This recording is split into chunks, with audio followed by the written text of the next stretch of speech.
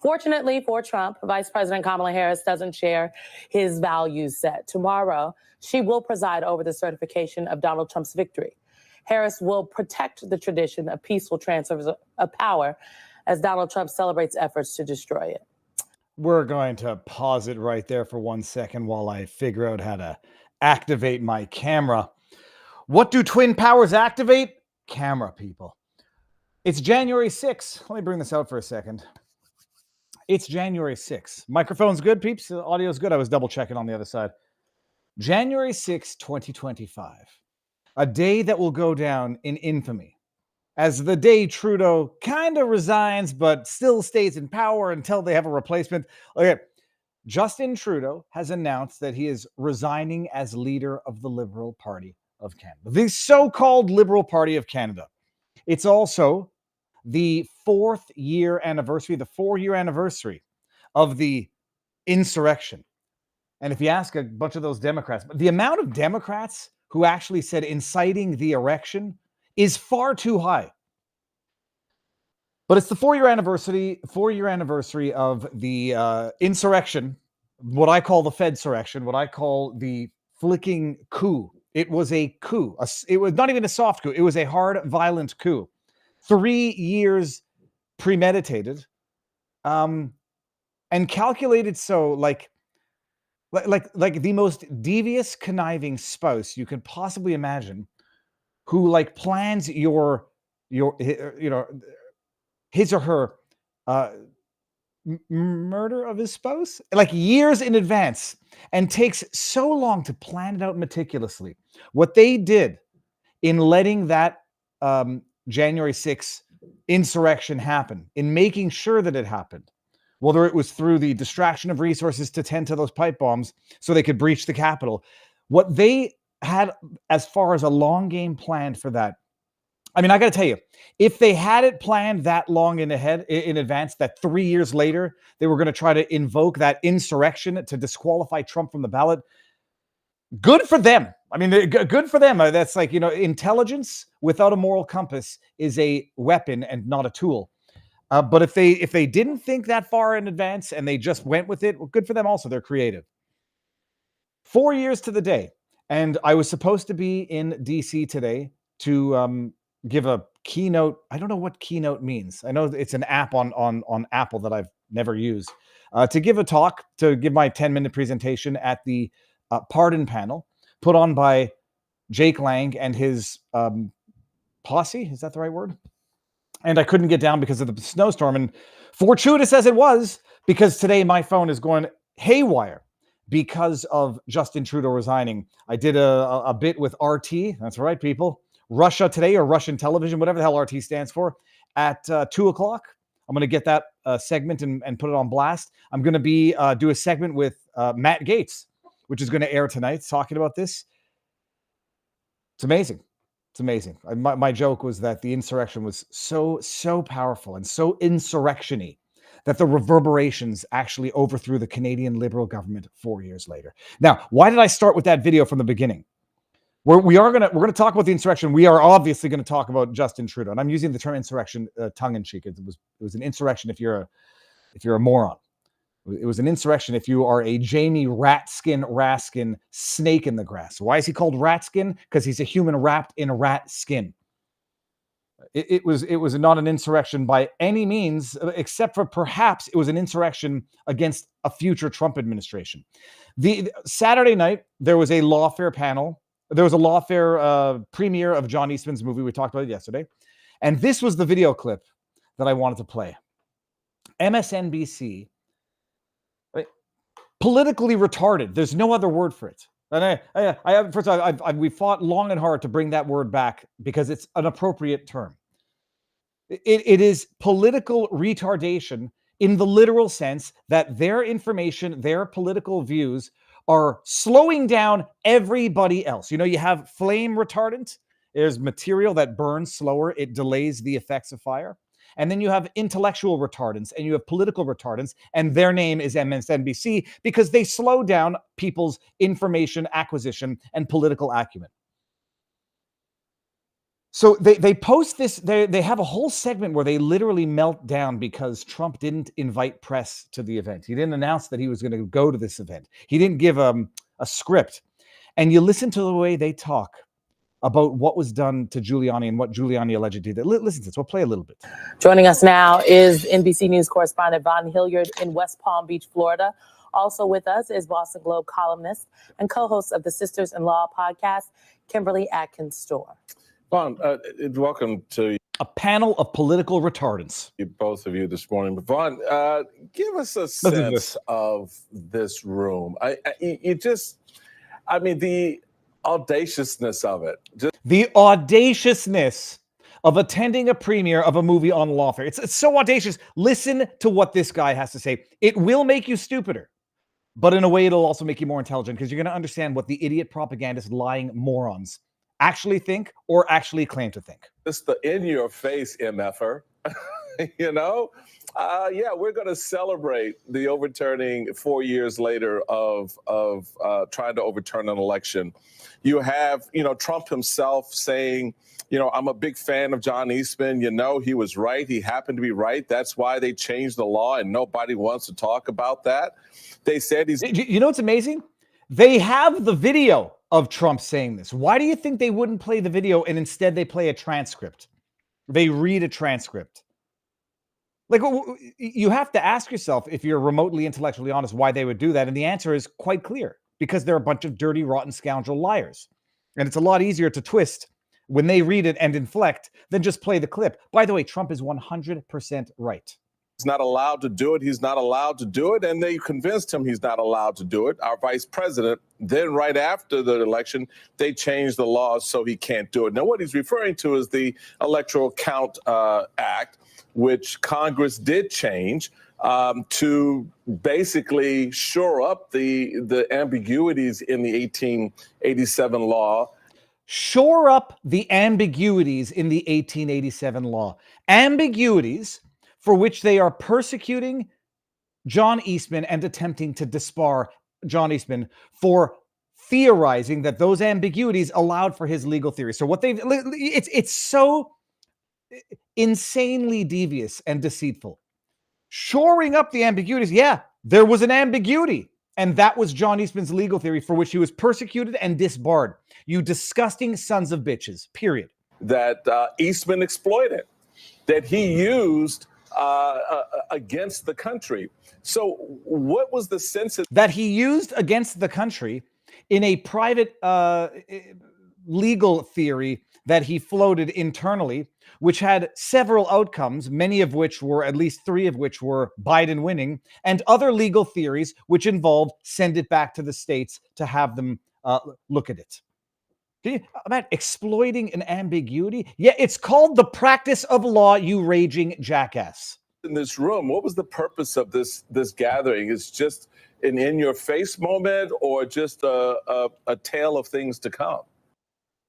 It's an in-your-face moment that they did behind your back, didn't invite you, and didn't provide you a transcript.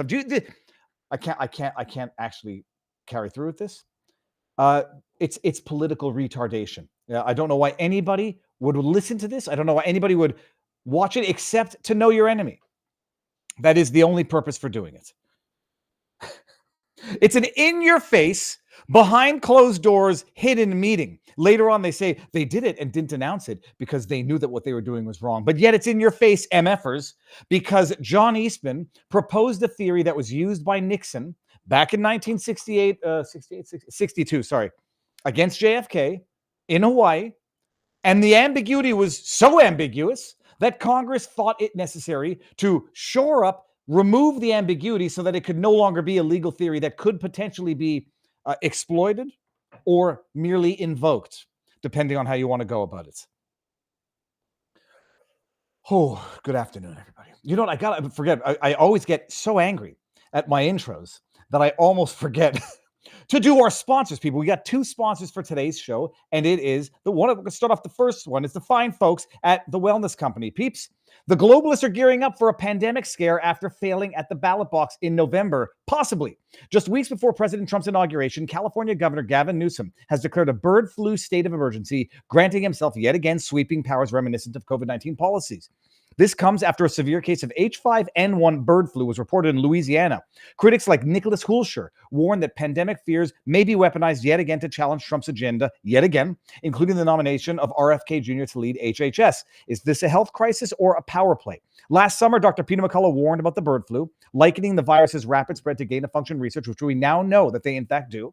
McCullough urges early prevention just in case, recommending a contagion emergency kit from the Wellness Company. His medically approved board has 5 critical life-saving medications in the package, like ivermectin, Tamiflu, nebulizer, hydroxychloroquine. Every household should have one of these so that you don't get screwed like many of us did the last time. Get yours by filling out the digital intake form. Your kit arrives in 1 to 2 weeks. Don't wait until the deep state puts their plans into action. Stay ready for the unexpected. Head over to twc.health/Viva. Promo code Viva gets you $32 off and free shipping. And U.S. residents only. Unfortunately, the nebulizer is the thing through which you inhale the drugs so that they get absorbed by your lungs. twc.health/Viva. Promo code Viva. $32 off and free shipping.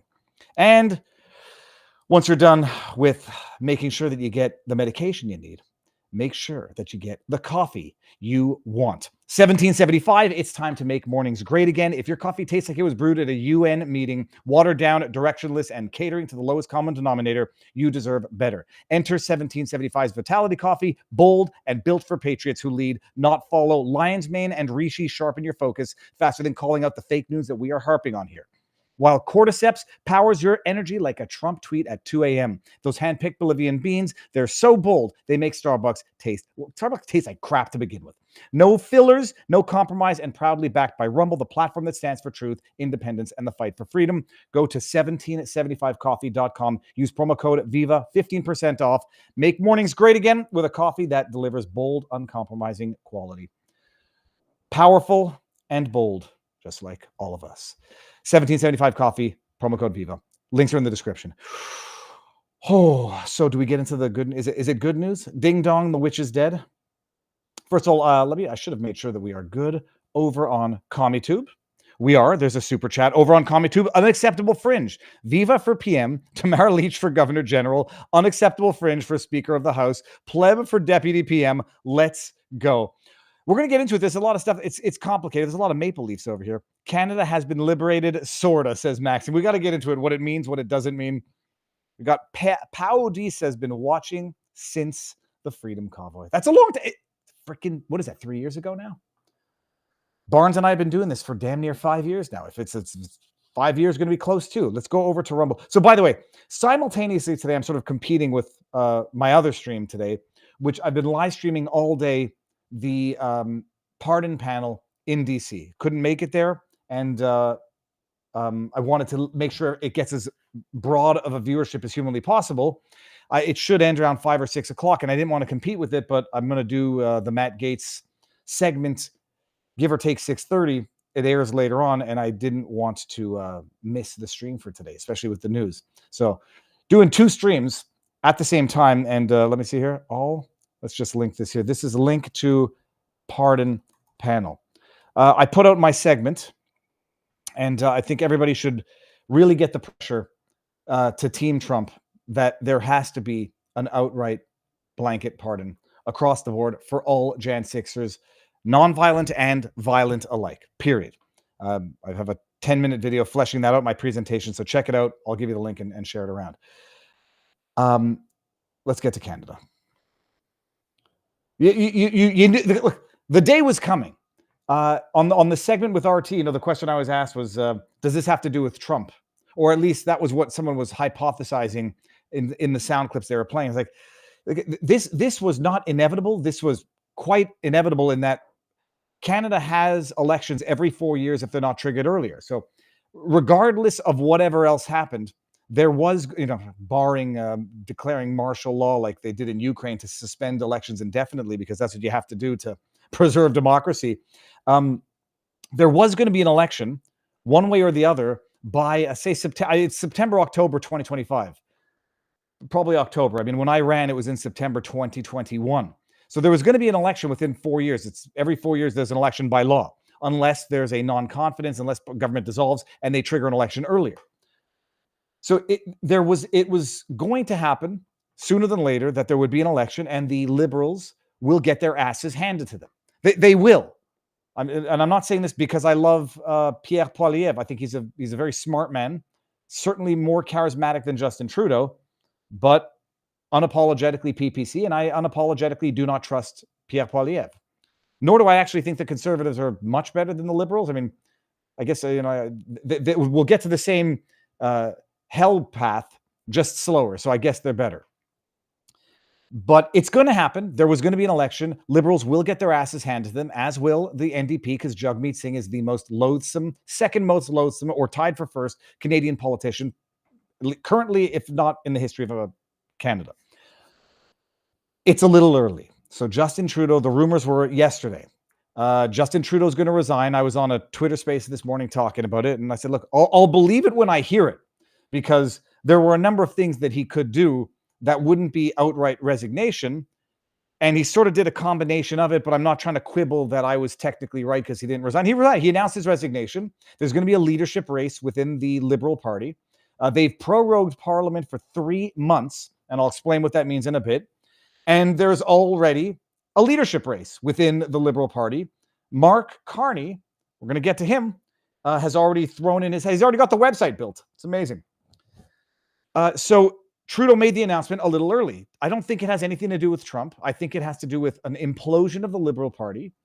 Trudeau has been wildly unpopular since I ran for the PPC in 2021. I went door to door in Westmount, NDG. For those of you who that's my riding, it's more. I won't say it's more liberal than DC because it's not. It's not more liberal than DC is Democrat. DC is 95% Democrat. Westmount NDG as a riding has gone to the Liberals. For those of you who are American, the Liberals are like the Democrats and the Conservatives are like the Republicans, except talk about this also. Pierre Poilievre is not Canada's Trump, but we'll get there. Westmount NDG, the riding that I ran in, has gone for the Liberals over 50% of the vote for the last 30 years, with the exception of one time when it went for the NDP in 2013. Back when the NDP actually stood for something, when Jack Layton, who looks a lot like my late father-in-law, was the leader of the party. When the NDP used to be a respectable party, when it had a respectable leader, and now it's fucking scumbags like you've never seen in that party. Sorry, curse words.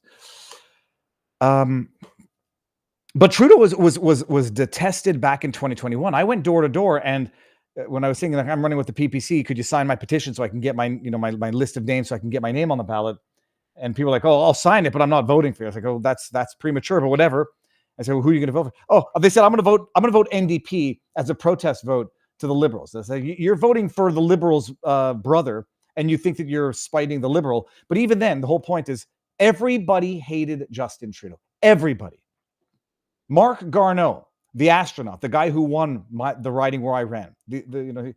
At one point in time, I made a joke because everybody knew everybody hates Justin Trudeau, and everybody knew that Mark Garneau and Justin Trudeau didn't get along. And I put out a tweet. It's like everybody hates Justin Trudeau. Even Mark Garneau hates Justin Trudeau. And I struck a chord. If anybody remembers, go find that tweet. And Mark Garneau's like, don't ever say my name. I was like, biatch, I think I must have struck a chord. Everybody hates Trudeau. They've hated him for 4 years. He has driven the country into the current lamentable state that it is. So his time was up. And what this is now is another explanation as to why this didn't happen earlier, because the new Democrat Party under Jagmeet Singh could have triggered a non-confidence vote, or at least they've made motions for non-confidence votes, but they've never passed because the NDP has been propping up the Liberals. This could have happened earlier, except dirty scumbag Jagmeet Singh has been propping up the Liberals. And now that Jagmeet Singh has propped up the Liberals for just long enough that if they call an election now, Jagmeet Singh would have secured his federal pension. That's why things fell apart now. It got to that point where Jagmeet Singh pulled his supply and confidence agreement that he had with the Liberals but then still didn't trigger a non-confidence vote when he could have months ago, because he needs to get to that securing his federal pension, which, what is the word, materializes? No, what's it called when something is confirmed? Matures by February 2025. So that's why this happened now. They know that an election is forthcoming. Everybody hates Trudeau. If Trudeau does not resign and they don't have reasonable leadership or replacement, they're going to have their asses handed to them in a way that they cannot possibly fathom. And so they're trying to minimize the damage now by getting Trudeau out, getting someone in who's less detested, and cutting their losses as far as what the loss is going to be come the next election. Okay.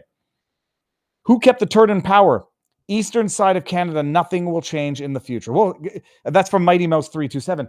Ontario and Quebec have 70 some odd % of the population of Canada.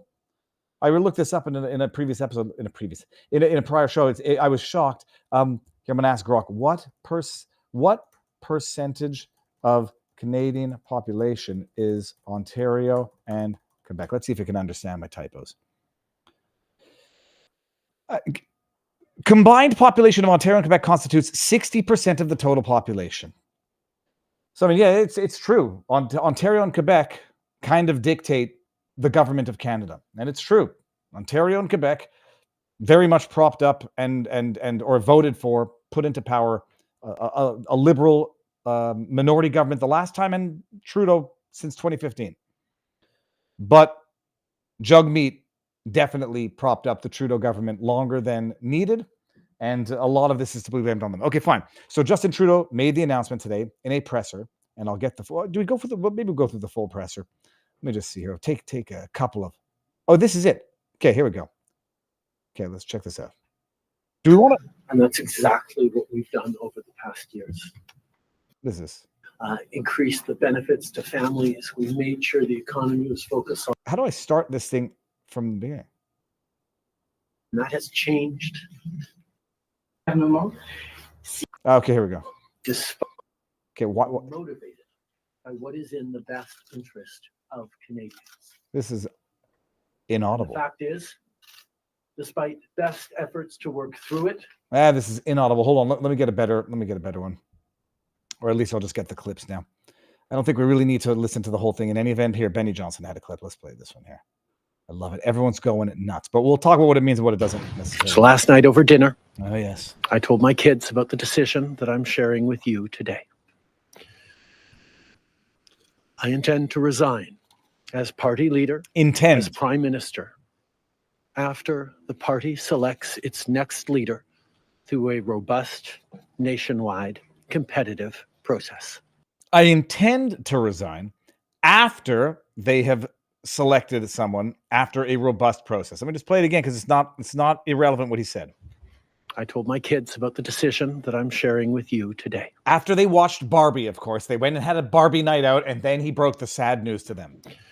I intend to resign. I intend to resign as party leader, as prime minister, after the party selects its next leader. After they select their next leader. Through a robust, nationwide, competitive process. Okay, so if they select their leader and it's not through a robust, nationwide, competitive process, he will not resign? I mean, there's a bunch of conjunctions there. What was the word where he added an H? To resign as party leader, as prime minister, after the party selects. Where's an H in a party? Its next leader. I'll let this play out. Through a robust, nationwide, competitive process. Last night, I asked the president of the Liberal Party to begin that process. This country deserves a real choice in the next election, and it has become clear to me that if I'm having to fight internal battles, I cannot be the best option in that election. You are the worst option Canada has ever had. Party battles. So he intends to resign after the Liberals appoint a replacement through robust nationwide contest. Where's the one where he talks about the proroguing of Parliament? For those who don't know what it is here, let's see. Oh, no, I'll get to that one in a second. What did Patrick bet David? Which clip did he have here? So last night over dinner, that's the same clip. I told my kids about the decision that I'm sharing with you. Okay, we saw that.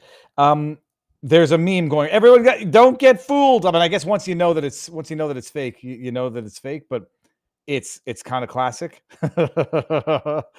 Oh, listen to this. Decision that I'm sharing with you today.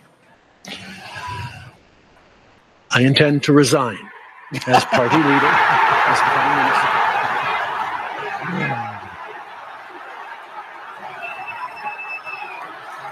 Oh, they really went. They worked hard on that. They worked hard on that one. Look at the phones. Oh, that's kind of cheap, I guess. They got it on the TVs. Amazing. It's not. This is not an authentic video, people. It's a meme. Decision that I'm sharing with you. So, bottom line, we won't go through the entire thing. He goes and he pats himself on his back and he says, like, we've done great stuff for Canada by destroying it and turning it into a divided, totalitarian hellhole. He said he'll do that. He's going to resign. He intends to resign after they have a robust nationwide leadership battle, which he's instructed the president to initiate as we speak. He's prorogued Parliament. So prorogue is ending this current session of Parliament until the next session of Parliament. He's prorogued Parliament until March. I don't know, sometime in March. So we're January to February to March. I think it's the end of March. So almost 3 months, but like 2.5 months prorogued. Ended government. All the current bills that were pending, that were in debate, all of the committees, etc., are now, I don't know if dead in the water is the right word, but they die on the vine and they will not become law. And then when the next session of government comes up, you can start from scratch, whatever you want to pick up in the new session. That's proroguing.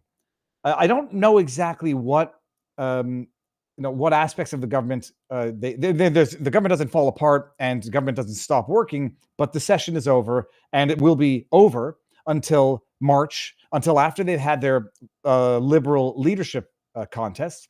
And then when the next session comes in, they're going to have a new party, a new Liberal Party leader, who, from what I understand, will technically be the prime minister. I hope I'm not making a mistake on this, but I reserve the right to make a mistake on this because they're not calling an election just yet.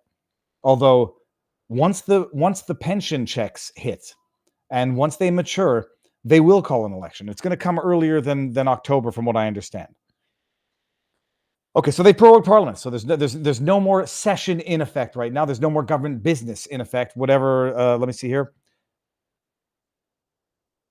Okay, sorry, I just read one of the chats. So that's what's happened. So Trudeau, technically, there's an argument to be made that he hasn't resigned yet because he's still prime minister, but he has he will resign, or he will be replaced by whoever is the leader of the contest, who wins the contest. Okay, fine. He hasn't resigned, but he really did.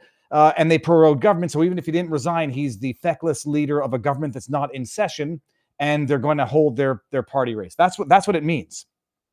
What can happen in the interim? I'm not sure. China called in. I heard he is pushing Mark Carney for the job, a massive WEF puppet. Well, now you got ahead of where I was going with this. Come on now. So that's where it's at. They've started the race already, the leadership contest. We'll see who is going to vie for leadership of the party.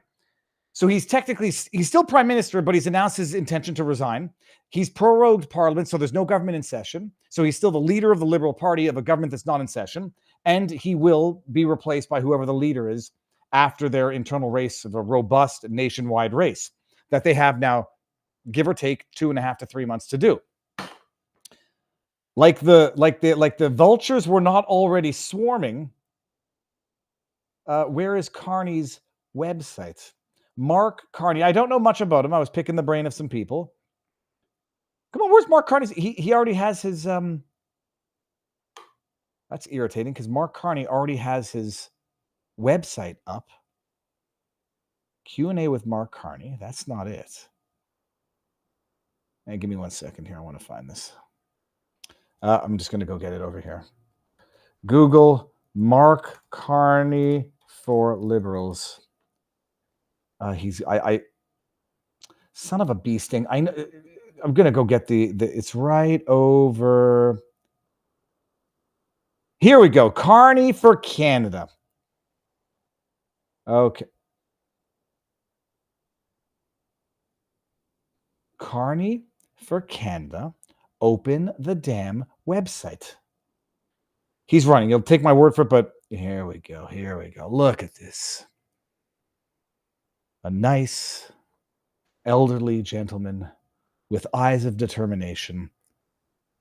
And Carney for Canada. Be a part of our party's future. Subscribe today. No, thank you. Privacy, legal, contact.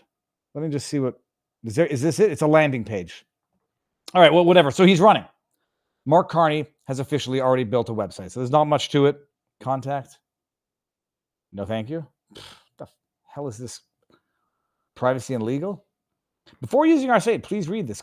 Personal information is information that you protection of information. Satirical parody notice. This website is 100% satire and well, glad we looked through this. Shut up. Well, I'm glad we discovered this in real life. He is the party. I didn't realize he's vying for the leadership as per articles.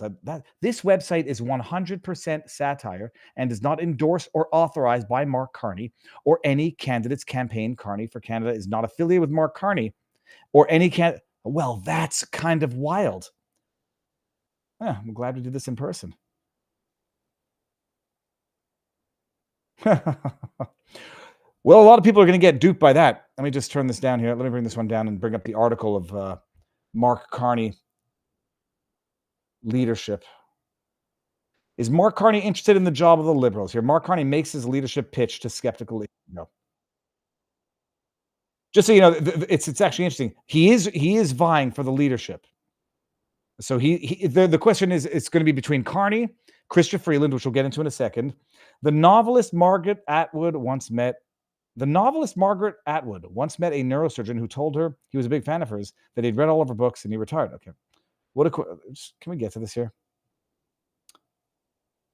Carney, okay, in the last few weeks, he has spent many hours on the phone with Liberal MPs seeking the advice. Okay, bring it up here. Carney, now 59, is thinking about taking up politics after a long and successful career as an investment banker, civil banker, yada, yada, yada. In the last few weeks, he has spent many hours on the phone with Liberal MPs seeking their advice and support for a run at the leadership of the federal Liberal Party, should that job come open in the coming days. This was written today. Hey, Carney, what good timing. The position is open. The investment banker, for the last couple of weeks, you know how disgustingly dirty politics is. Like, I don't know how it works, but they've decided they've milked Justin Trudeau for as much as they're going to get out of him. The call comes in, Justin, someone else is replacing you, and it looks like Mark Carney is interested. Who's Mark Carney, you might add? Just take everybody's name, put in WEF, and Google it. That's all you need to do. World Economic Forum. Mark Carney. This is how we get big finance to take big climate action. Reject optional cookies. When is this from? 2021. Former Bank of England Governor Mark Carney is now finance advisor to UK Prime Minister Boris Johnson. Is this him? This is him. Hold on a second. Hold on. I have to make sure I'm doing the right thing here. Yeah, let's get this one out of here. Hold on. Let me go to the chat. The chat's going to get this faster than me. Have I picked the right? Are there two Mark Carneys? And now I've lost my flipping Rumble studio. Okay, hold on 1 second. Let me go down here and see what's going on. Sorry, the NDP. I'm just going to double check something here.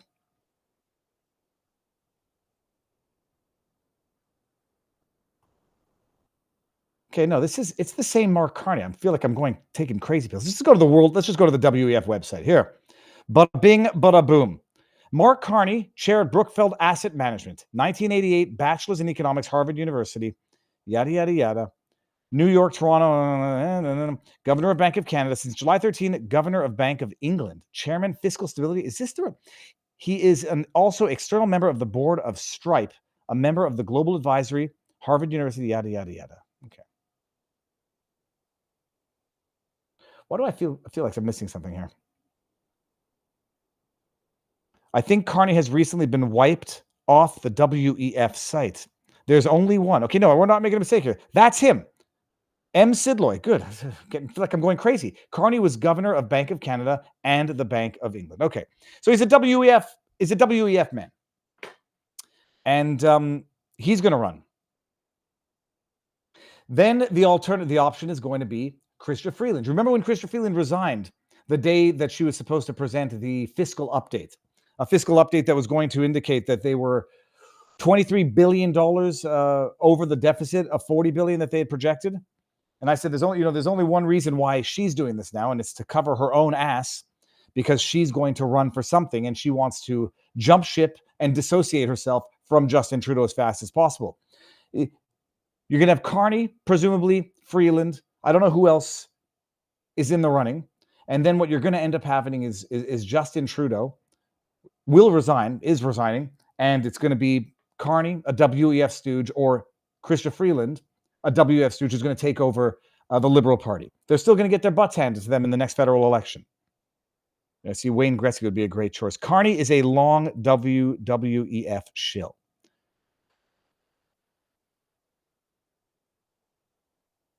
Let's see what's going on here.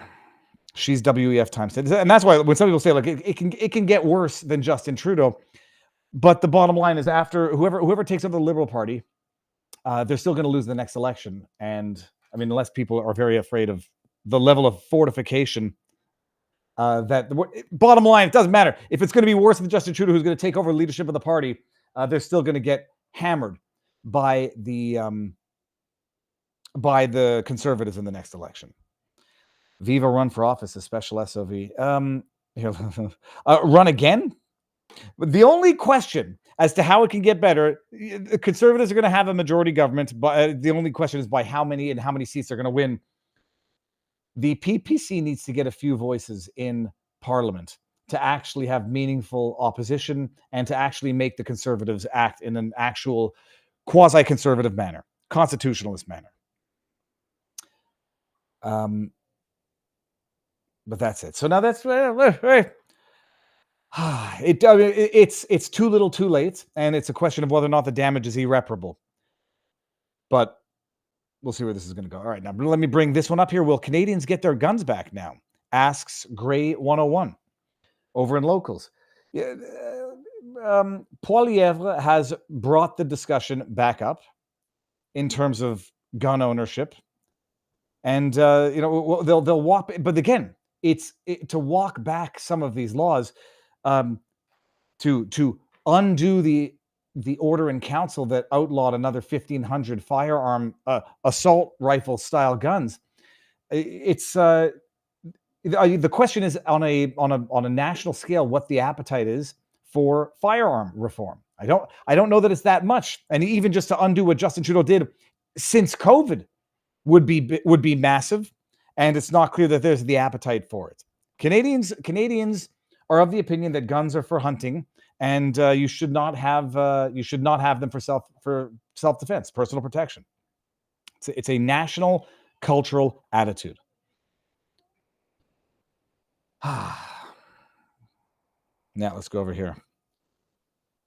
Do I want to eat the synthetic meat, eat the bugs, take the experimental injections? Global warming is not fake. Borders are racist. Kamala could have been the first woman president. America, we strong. That is Don't Obey on Rumble. Let me go over to the Locals and see what's going on in the chat over here.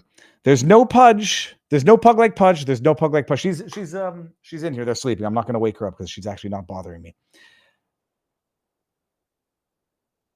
Never ever use that term for firearms. What did I say, Stephen Britton? Guns, or did I say weapons?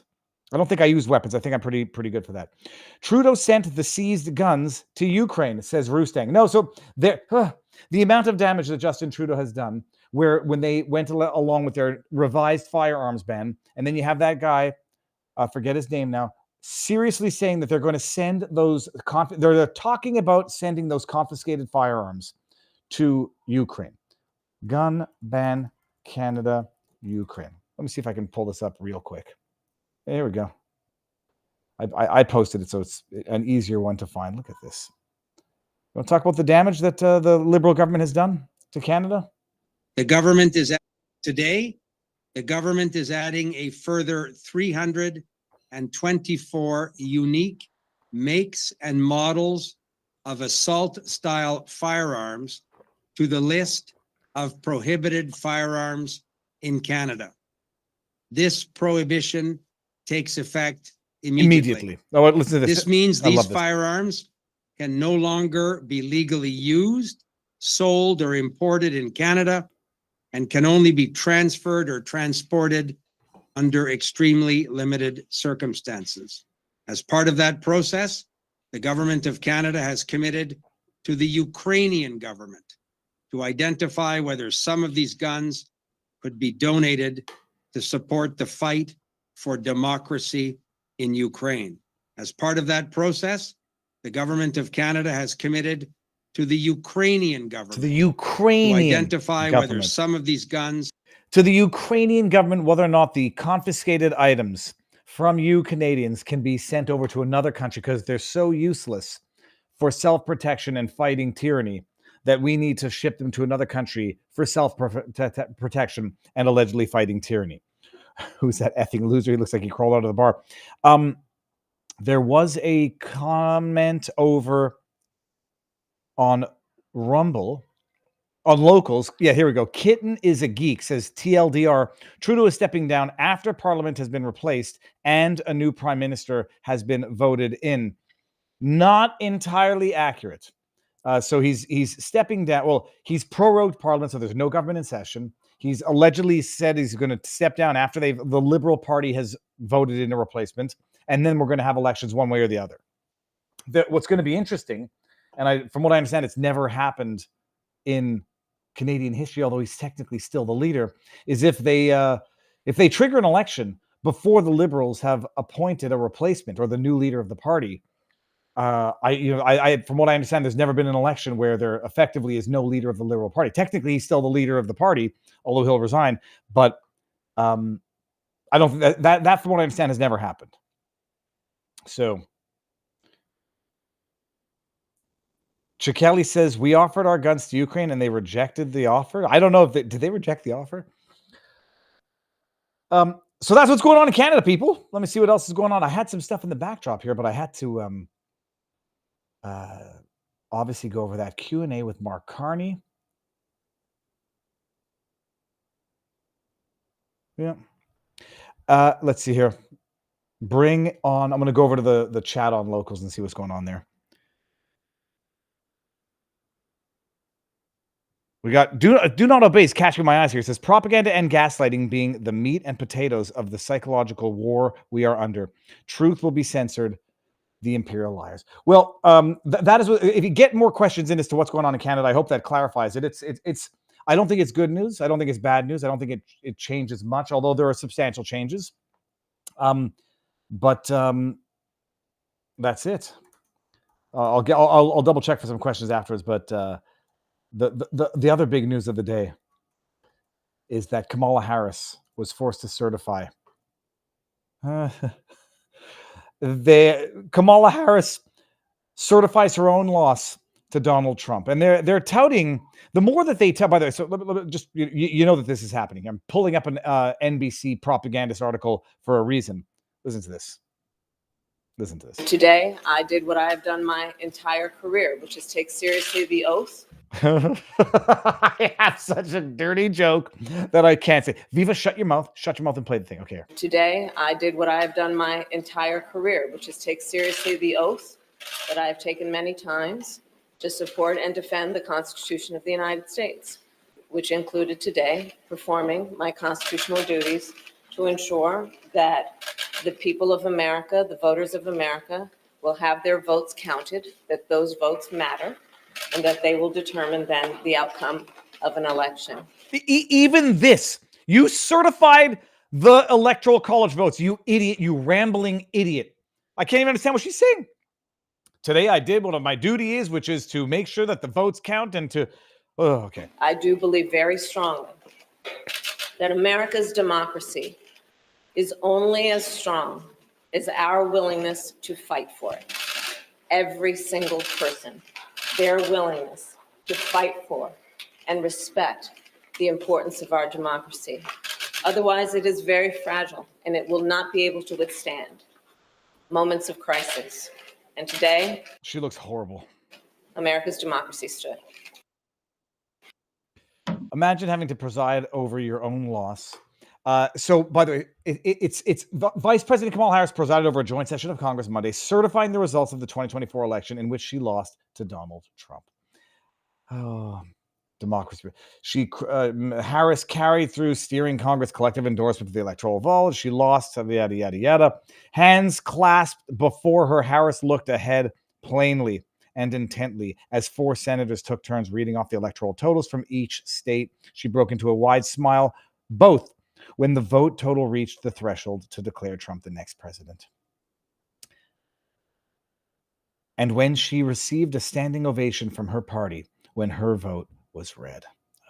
Harris's message on January 6th was one that both she and her predecessor on the campaign trail, Joe Biden, conveyed time and again to voters. They advocated for, quote, freedom and democracy and shunned the events of the violent riot by Trump supporters in January. It's so amazingly insidious. Now, all this to say is past is prologue. And when you understand what they were doing during the peaceful transition in 2016, you have to assume they are doing something equally as insidious this time around. Remember, we will not belabor the point. In 2016, when they touted their peaceful transition to Donald Trump, they were actively planting the seeds to undermine his presidency. They were planting the Russiagate hoax lie seeds, which they had started planting well before. They were spying on Donald Trump's campaign. They were falsifying evidence and submitting it to courts to justify going after each and every one of anybody who had anything to do with Trump's campaign. They spied on the incoming president. They manufactured the Russiagate hoax to undermine his presidency, the legitimacy of his presidency. So there was nothing peaceful about it. Period. Full stop. They're a bunch of goddamn demons. Period. So assume that they're doing something similar this time around. The only question is what? They certified it. Good for them. That's according to them, they had no choice. And especially after they changed the law that we started off this show with, the Eastman law, to make it that there was no, what's the word I'm looking for? No discretion. To make it so that there was no ability to send back to the states to review, redo, analyze the legitimacy of their electoral votes. Kamala Harris had no choice thanks to their own legislative reform. Good for them. They're doing something. Like it's just the question is not, are they doing something? The question is, what are they doing? So we got 2 weeks left. Thus far, it's been an uneventful day on the 4th anniversary, at least by way of American politics and law. Not uneventful by Canadian standards. Ironic that now it's going to be the insurrection day is going to coincide with Justin Trudeau announcing his intention to step down once they've found his replacement after they reconvene Parliament after proroguing it. Okay. The question is, what are they doing? So when you look to the lawfare, Trump, Merchan sentencing, I think there was some news. Yeah, here we go. There was some news. Merchan announced that he's going to sentence Trump on this coming Friday, January 10th, 10 days before inauguration. I am not subscribing to that cesspool. I will just go and bypass that by going to archive. Already archived. So we talked about it yesterday, that the sentencing is scheduled for January 10th. This is the most corrupt judge out there, tied with New York nipple judge Engoron, tied with commie DC judge Chutkan, and there's a couple more that I'm forgetting right now. This is the crystal that has million-year-old water locked somewhere inside of it. Washington. So the sentencing is was rescheduled to January 10th, so that corrupt Judge Merchan, we know everything about him, don't need to repeat it. His daughter is making money off the prosecution, working for Authentic HQ. The other founder of Authentic HQ founded White Dudes for Kamala. The judge has personal disdain for Donald Trump. And the judge has gone out of his way to do everything that he humanly can. I don't want to say legally, within the bounds of a bastardized legal system, to maintain the unlawful conviction of the unlawful charges that were brought against Trump. Okay. He said he's going to sentence him on the 10th, but that he'll follow the prosecution's not recommendations, but no jail time, no massive fine. It'll be whatever limited sentence to frustrate Trump's ability to appeal the decision. We talked about it yesterday. Okay. Trump tries to block sentencing in New York hush money case. Lawyers for Trump asked the New York judge to stop Trump's sentencing scheduled for Friday on his conviction for falsifying business documents. That's the headline. Trump is trying to stop the sentencing scheduled for Friday in his criminal hush money case, arguing it cannot legally proceed while he tries to get an appeals court to review his presidential immunity arguments. It's an amazing thing. To appeal the substantive element upon which the conviction is based, but to be sentenced nonetheless while that issue is still under appeal. Lawyers for Trump asked the court, Juan Marchand. They asked the New York Supreme Court Justice Juan Marchand documents made available Monday to block the sentencing. Marchand ruled last week that the sentence would be opposed ahead of his inauguration, which would formalize Trump's status as the first president who is a felon. What a effing POS. Like, he's beyond a POS. He is an MFPOS. Trump filed a 17-page legal notice asserting Marchand had no choice but to halt the proceedings. They argued that he had no choice but to vacate the verdict if this judge had any interest in the law, but he doesn't. They argued that all events in the case must be automatically paused, quote, by operation of federal constitutional law. Marchand said last week that Trump could appear at the sentencing or participate virtually, which we discussed yesterday he should, and that he did not expect to give Trump jail time, probation, or he did not expect. He intends to possibly think of resigning after his appointment. He thinks he's not going to, impose jail. He's not sure yet. Why don't you come in person, Trump, and we'll talk about that. Where was I? I lost my thought. The judge signaled he would grant unconditional discharge, which means that there would effectively be no tangible repercussions for Trump's felony convictions, except felony status, as far as I understand. I just got the link for my piece on RT. I'll get that in a second so we can watch it together. Okay, good. It's uploading now. Sorry, I actually have my phone on silent. I don't know. I'm still getting distracted. Okay, yada. Trump lawyers told Blanche and Eleni Marchand to indicate by 2 p.m. whether he would pause proceedings or block the sentencing, a legal mechanism known as a stay, as they seek the appeal. It was not immediately clear how or when Marchand would respond. Jurors Trump found guilty. Okay, we don't go to this.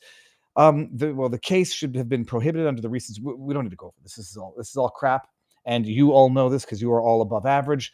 My point earlier today.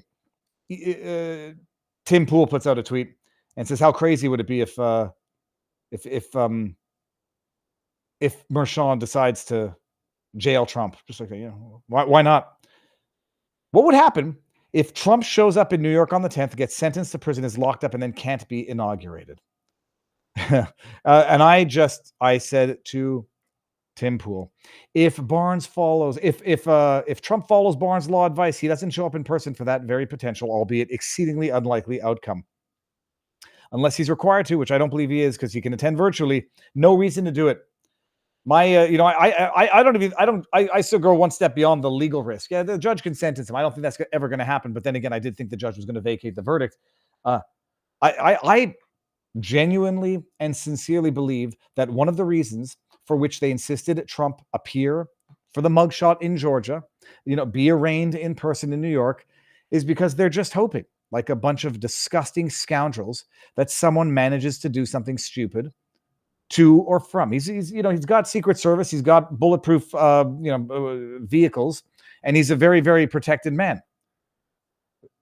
But we all lose sight of the fact, maybe we don't, do not lose sight of the fact that he is here by the grace of God in a literal, miraculous sense. Despite all of that security, which we now know is pretty shitty from time to time, he's here. And so I said that, when they force him to go to Georgia courthouse and they have the cameras on him, it's like that scene. I forget what the movie is. They're hoping someone does something stupid. It's like it's a double whammy for them.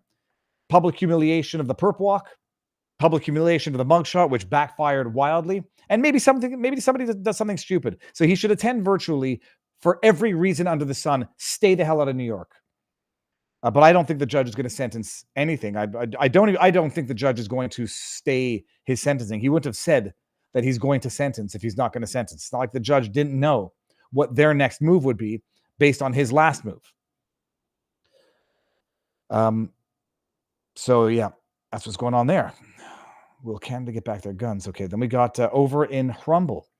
Acabella03 says, maybe we redefine representative democracy. All Canadians vote in blockchain on major issues, and the role of MPs becomes fact-finding and then educating their constituents.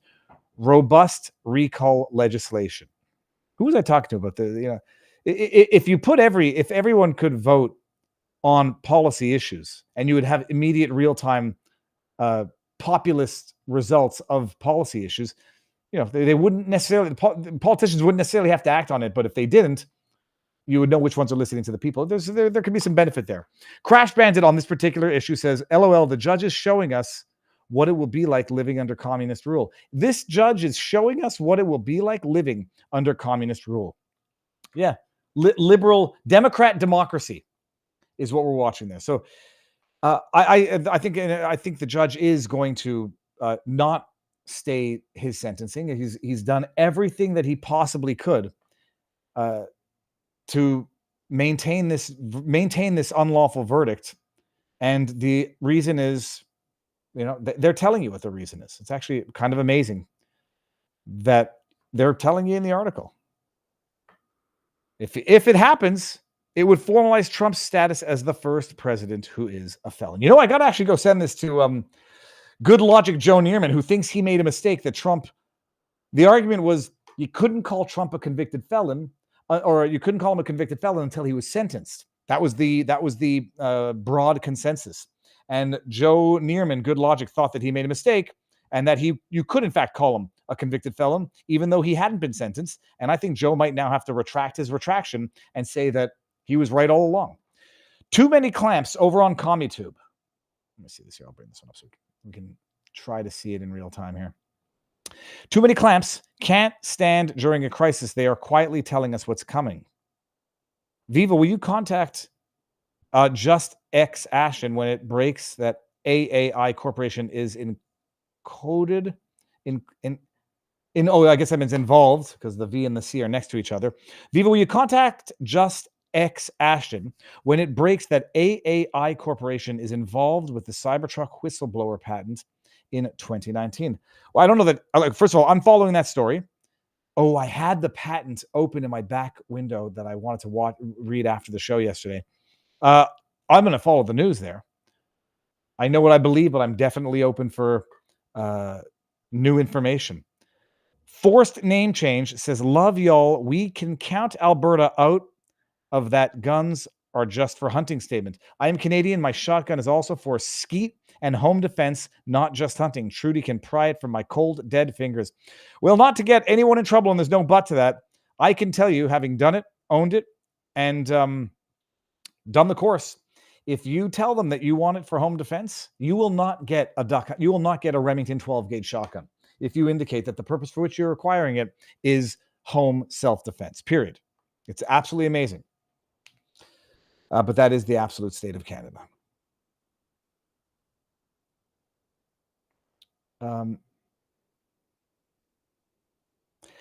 So that is what's going on with Trump and the sentencing. It'll go down Friday. Let's see if there's any Kalshi market for sentencing.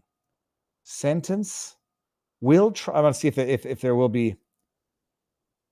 Yeah, I can't find anything. If there's a market for whether or not he's going to be sentenced on Friday, I hope to everything that is holy that Trump doesn't go in person. There's whatever minimal risk that is additional by going in person is not worth it. Not in terms of getting locked up, but in terms of everything else. So stay in the sunny state of Florida, the free state of Florida. Stay at Mar-a-Lago. Maybe even do the inauguration at Mar-a-Lago. But don't go to that freaking commie hellhole. Okay. What else, people?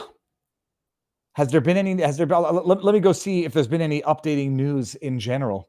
The question's going to be, who is Biden going to pardon next? I love it. The market on Kalshi for will Biden preemptively pardon anybody went from 40% last night to like 57% today. I think it dipped back down at last check. The question is going to be, will Biden preemptively pardon someone? And I say all signs point to yes. And the main question, the one that I am most interested in, because I am now, I have bet on the outcome. He is going to pardon Liz Cheney, and I think he's going to pardon the entire. I would not be shocked if he pardons the entire January 6th committee. But Liz Cheney is a specific individual who has specific exposure that's been well documented. That interim report from the sub-select committee on the January 6th committee investigating the investigative committee, and they come to conclusions of law, black and white on paper, with references to United States Code provisions, witness tampering, suborning perjury. Liz Cheney, for what she did with that woman Hutchison, back-channeling conversations with someone who she knew was represented to get around the fact that she could have conversations with that witness to bypass the fact that she had a counsel without going through her counsel, that's witness tampering, and there's arguably suborning perjury. They're like concrete, black and white in an interim report from a committee investigating the January 6th committee. So she has got unique exposure that I think Biden is well aware of. You know, that not medal of, I apologize, the medal of, not the Medal of Honor, but the Medal of Freedom, the civilian award, is both a medal and a shield. And you say, well, why would I just in case, because the big bad Republicans are so angry and so mean and so partisan and so vindictive. They've announced, that she has legal exposure just to be sure this honorable woman who just got the civilian award, Medal of Freedom, I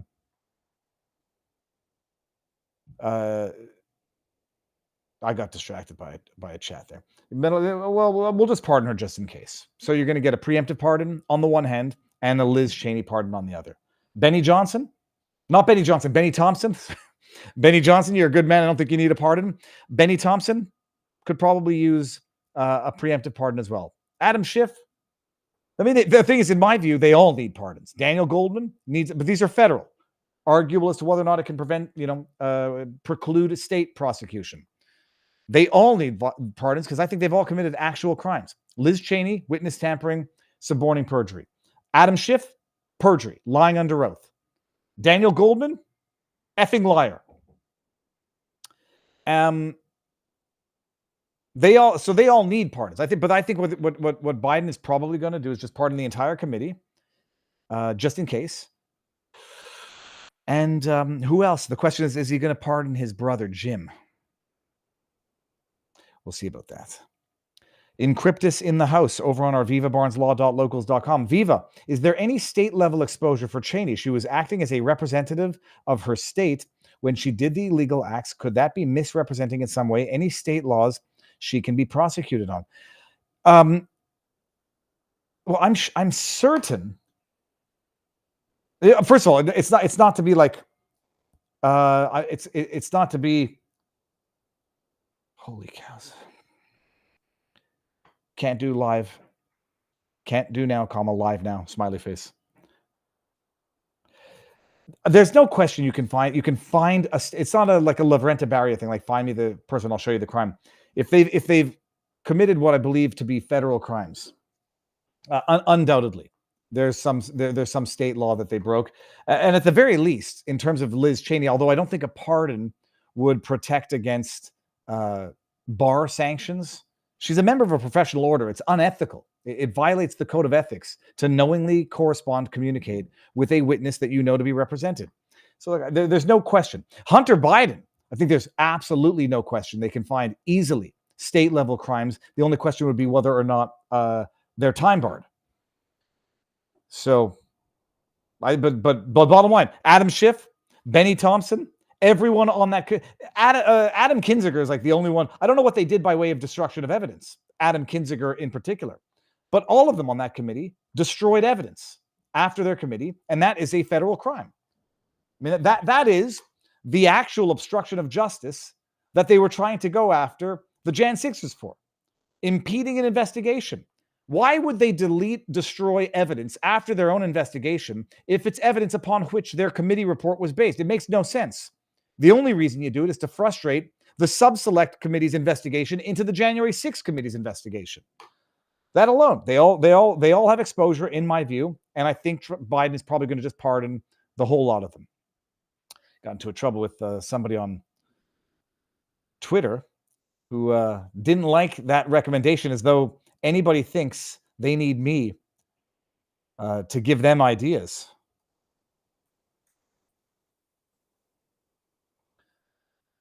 I'm actually just sending the person a DM right now. We'll see if anybody wants to, if the person wants to come on and talk about it. Talk about it. So that's it. I think that's the news of the day, people. It was almost a slow news day until we got some decent news out of Canada. Neurodivergent one says, "Hey David, Jake gave you a shout out.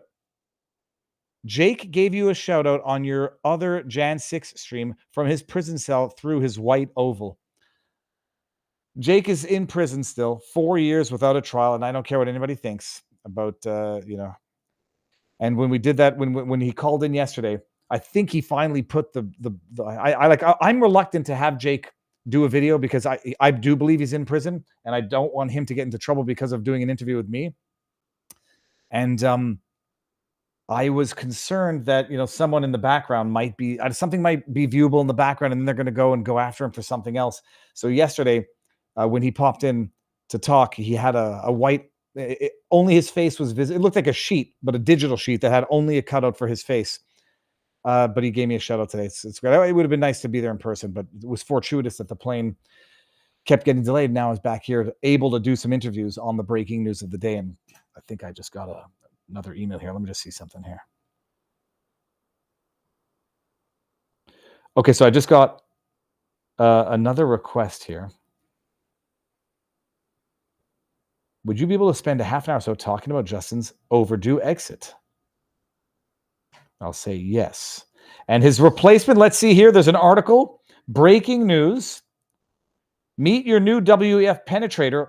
Puppet Canadian Prime Minister. Same as your old WEF penetrator. Puppet Canadian Prime Minister. Scandal. Let me see if I can. This is from a Substack of second smartest guy in the world. And the article is saying, this is breaking, coming to me from one of my many, many sources. Justin Trudeau just announced his resignation in the future. He has prorogued Parliament until March 24th. He'll remain Prime Minister until the new leader is installed. Here is the CCP and WEF apparatchik delivering the most pathetic resignation speech. Okay, fine. Christopher Freeland. Prior to Trudeau's hugely profitable scandemic grifting, his greatest private sector achievements were a pastime of wearing blackface. Okay, so I don't know who they're suggesting is going to be the new replacement, but they're all, by the way, any replacement. Hypothetically, in your wildest nightmare, Jagmeet Singh becomes the next. He's a WEF stooge, one of the leaders of tomorrow, the young leaders, the young globalist leaders. Yeah. So any replacement. I mean, Pierre Poilievre, I do not believe is a WEF stooge. I know some people might hate me for that. He's got other issues. Jagmeet, Christopher Freeland, Mark Carney. They are all effing WEF stooges. WEMFers is what they are. Ooh. Write that down, people. Okay, so there's that. Now we got, what's the deal with Democrat presidents and their half-wit brothers? Ted Kennedy, Billy Carter, Roger Clinton, that weird brother Obama, and now the Biden, it's not a brother, it's a son. Hold on one second.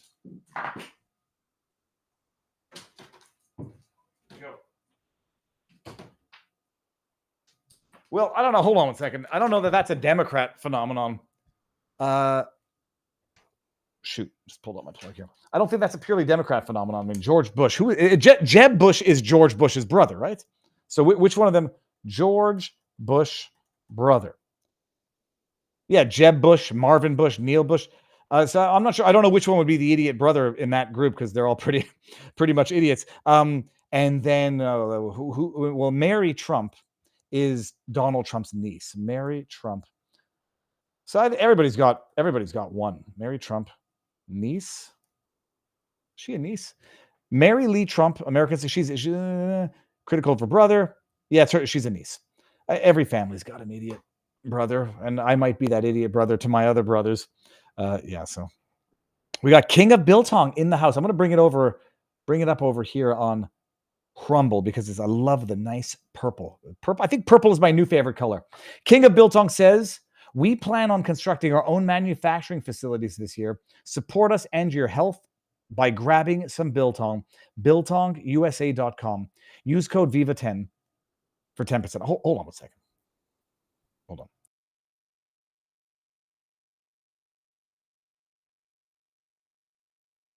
I'm going to see if the kid can bring in some biltong. I'm going to show you what it looks. I'm going to eat. I don't like eating because you get food in your teeth. But I'm going to show you this before we head on over to vivabarneslaw.locals.com for the after party.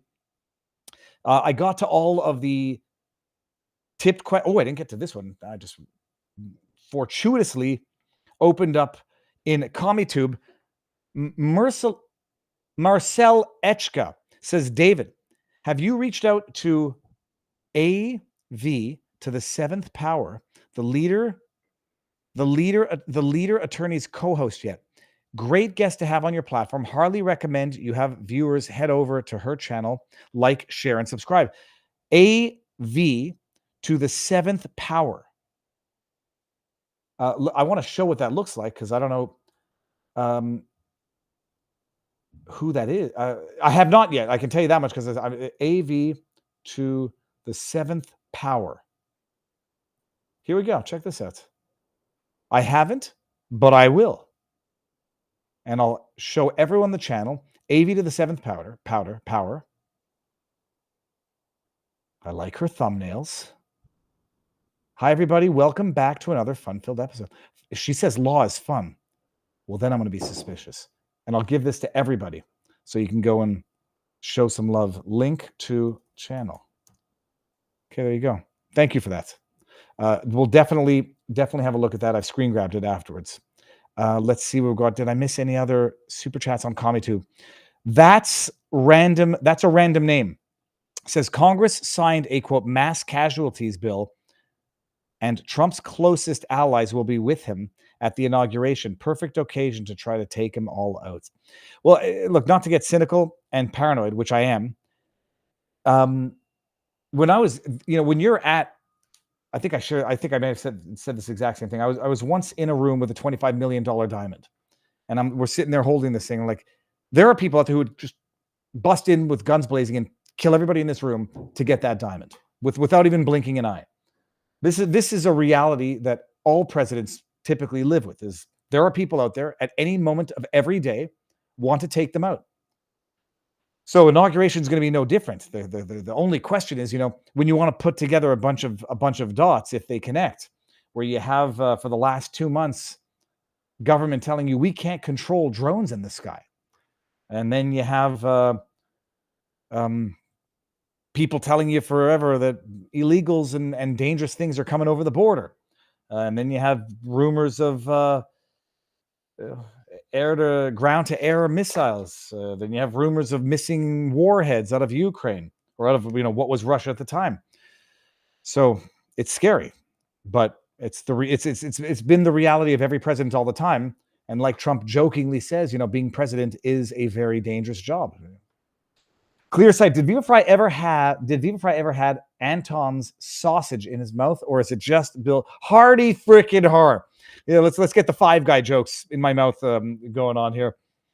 All right, I probably shouldn't have made that one. Now that I got that soundbite. All I want for Christmas was Viva sneaking me some biltong across the iron rainbow. Dude, I'm not taking any chances with that. You F around at the border. You're asking for like lifetime bans. So no, it's delicious stuff. And you can't bring meats, fruits, or vegetables over the border, one way or the other. But it is delicious. All right, hold on. I'm getting it. Hold on a second.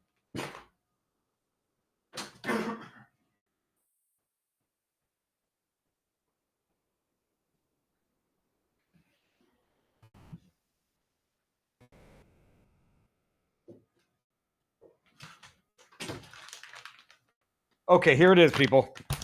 Now, oh yeah, get my headphones on. This is what biltong looks like. Now, this is the Angus, which becomes particularly funny when you put your finger over the G, and this joke, it never gets old. Like whenever you see like a black Angus sign and the G goes out, whatever. All right, and this is what biltong Look, let me get a good piece here. Well, they're all good pieces. But okay, let me get this one. It was in the fridge, so it's a little harder. You leave it out when you're going to eat it and it gets softened up, but fridging it. This is the biltong. Look at that. Oh, yeah. It's so flipping good. And you can see the nutritional facts. No one wants to hear ASMR.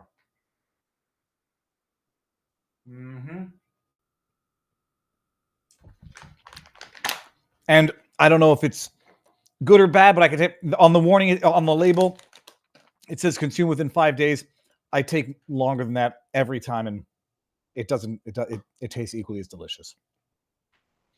That is biltong, and now we're going to go over. Oh shoot! Okay, I'm cutting it close. We're going to go over to vivabarneslaw.locals.com for our after party. Let me give everybody the link if you are so inclined to come on over. It's the supporters only. That's the perk and the benefit, and how I say thank you to the people who keep us independent and free to be objective, impartial, and impartial does not mean blind. And keep doing what we're doing. So we're going to do that. Tomorrow is Tuesday. I will be live. Don't know. I'm going to be in studio. I think I don't want to. Do I want to? I'm going to be. I think I can say it. I'm going to be in studio with Brianna Morello at some point. In studio at the Locals. I just have to schedule it. But we've been in contact since I posted that video of the journalist walking through the New Orleans crime scene. So we're going to do an in-person interview sooner than later, and it's going to be like much sooner than later, just depending on our respective schedules, because the news is still relevant. So stay tuned for that. Wednesday, going to be doing the Unusual Suspects. I feel like I'm missing something specific that I signed up for tomorrow. Whatever. It's going to be a good week, people. And as I say that, Stephen Britton has a question. I saw Harvey's in Calgary with a sign that said, hey, try the Angus, but, and I shit you not, someone left the G out of Angus. I wish I had my camera. And then we got Encryptus. Says, we can't control drones in the sky out of one side of their mouth. Hey, you idiots, get your government drones out of public view. You had the damn lights on. That is it. Okay, so that's what we're going to do. I'll give you the link to Locals. Did I put up? Oh, shoot, I didn't put. See, I think. No, I did put up yesterday's podcast is up. And I want to get. I finally was able to download the episode with the USS Liberty, Barnes and I rebuttal, if you want to call it that, to Candace Owens' position. It's going to be very cool. And that is where we're going to end this. Let me make sure that I didn't leave anything over. Over on CommieTube, Tom Forsyth says, as a Canadian, my only means of self-defense is sarcasm. It's so great. I get jokes, and that's not bad. Okay, then we're going to go all the way to the bottom, and that's it. We're good. Oh, there's one more. Never mind. You read it. I voted for PPC, by the way. Says that's a random name. All right, we're going to end it. Come on over to vivabarneslaw.locals.com. I'm going to upload my segment on RT. Share it around. What else? Watch me on Matt Gates' show tonight. I'm very happy with that. I'm going to say hi to Matt. And that is all she wrote, people. I shall see you all on the interwebs tomorrow. Thus shall end the public section.